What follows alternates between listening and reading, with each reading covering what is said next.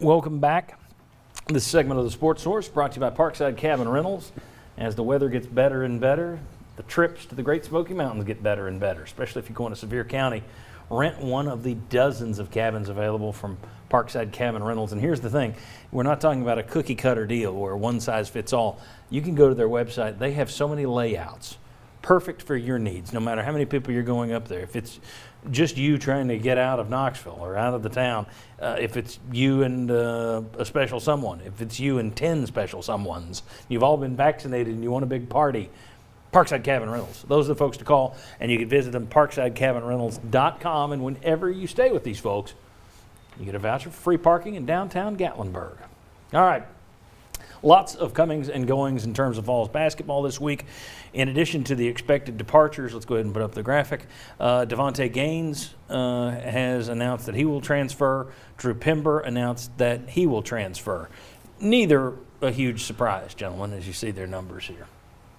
Neither a big surprise. Yeah, they would have ranked at the top of the list of expected players out. Mm-hmm. Yeah. Okay, so we'll just move right along. I tell you what, let's go. I was going to say let's go to the next graphic. Let's go ahead and go to the next graphic. Let's talk about who's coming in. There we go.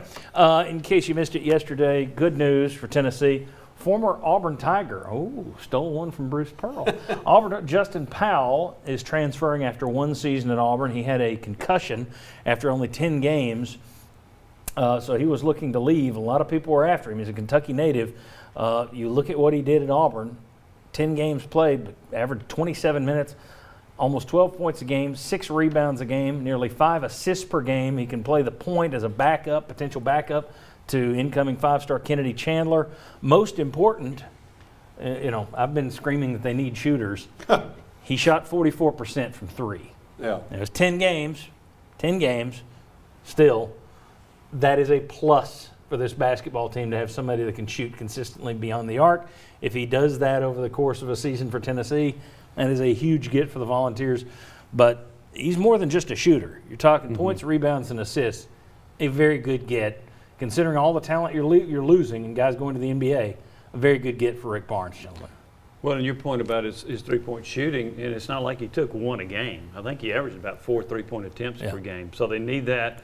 Kennedy Chandler's coming in. I love him, but this guy can be a backup point guard to him. I guess Vescovi and Bailey could be too, but I really like him as a prospect. The shooting that he brings to the table, his all-around game, he can rebound, the assists you talked about. I think that's a really, really good get for Tennessee. Yeah, you had to get that first positive step because, even on like the national networks were talking about the NCAA tournament game against Oregon State. They said, well, Oregon State beat a Tennessee team that couldn't shoot.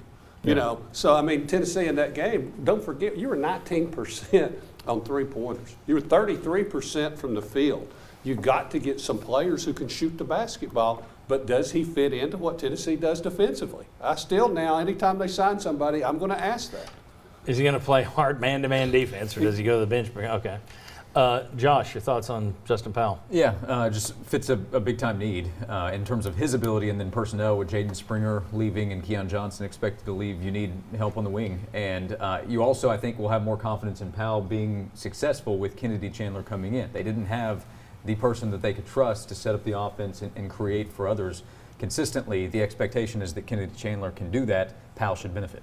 Yeah, and we're talking as though Powell is cleared for next year. In case you're wondering, he still needs for the NCAA to pass their rule saying everybody gets a one-time waiver, basically.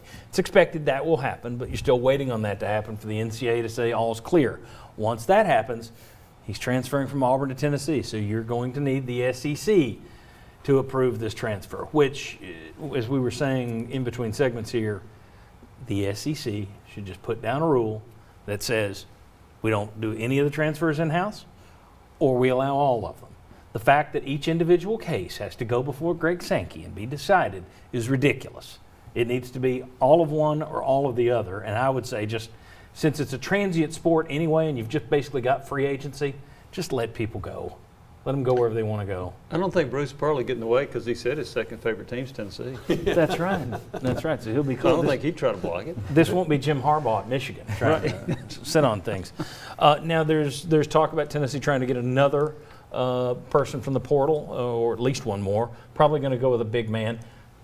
Justin Powell is good friends with Walker Kessler, who is transferring from North Carolina. 7'1", good player. They're close, so there are people who think, oh, it's a package deal. Don't know about that yet, but can't hurt the chances, I would think, that you get Powell in here. But go ahead, Jimmy. I was going to say, if you look at Kessler's numbers, they're not going to blow you over. Yeah. But if you look at what he did the last 6-8 games, really impressive. He had some really nice games late. I don't know why he was slow to get started, but boy, he had some really nice games for North Carolina late. But Yeah, you and wondered, Roy Williams retiring, does that impact that any at all? Maybe it doesn't. But after, the NCAA tournament loss, Rick Barnes said the priority is we've got to get a big man in the post that can score. Yeah. Because his offense runs through the post. If you don't have that, then you're really playing shorthanded. So that would be, or somebody similar, I think, is vital to their hopes for next season. And you're still wondering what the future holds for John Fulkerson. And if you get, nobody knows if there was anything involved there. UT hasn't announced if anything was involved there in terms of COVID or any other issues with Fulkerson, but he certainly wasn't himself this year. If you got John Fulkerson back and he was able to play at the level he was 2 years ago, then maybe your inside game is a little bit better. But it would be great to have John Fulkerson back and someone like a Walker Kessler. Bingo. I wonder if that would help influence Fulkerson. If he really hasn't made up his mind and he knows he is not the guy all the time inside, if he's got a complimentary player, that might attract him to come back. Good point. All right. Well, I thought it too. But you didn't say it. All right. It's a You're a big revolving guy. door on the floor and off. You've got assistant coaches leaving and coming. We'll discuss that. And do all the changes on the staff make us feel better or worse about where the program is? Come on back. We'll discuss it.